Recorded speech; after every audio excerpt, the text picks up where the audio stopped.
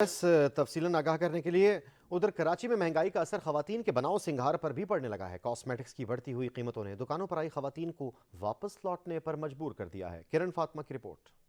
सुर्खी पाउडर हो या लाली, सब ही महंगी कर डाली। बनाव सिंगार करने वाली खवातीन के लिए अब मेकअप करना हुआ मुश्किल। मिनी बजट के पेश होने के बाद जहां दीगर अशिया महंगी हुई, तो वहीं मेकअप का महंगा सामान भी खवातीन के सिंगार में रुकावटें डालने लगा। मेकअप की शौकीन खवातीन कॉस्मेटिक्स की कीमतों की भरती उड़ान पर दिल बर्दाश्ता दिखाई दी। 200-300 की चीज़ें मिलती थी, अब वो 500-600 पे चली गई हैं। हमारे लिए लेना मुश्किल हो गया है, तो अब हम थोड़ा सोच के लेते हैं कि अब लेना है या नहीं लेना। महंगा जब भी आप 15 दिन में आए, हफ्ते में आए, महंगा होता ही रहता है।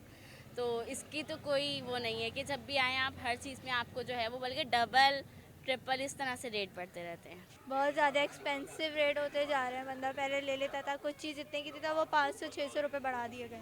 आजकल हर चीज़ महंगी हो रही है, तो मतलब मेकअप से रिलेटेड भी और बाकी सारी चीज़ें भी महंगी हो रही हैं।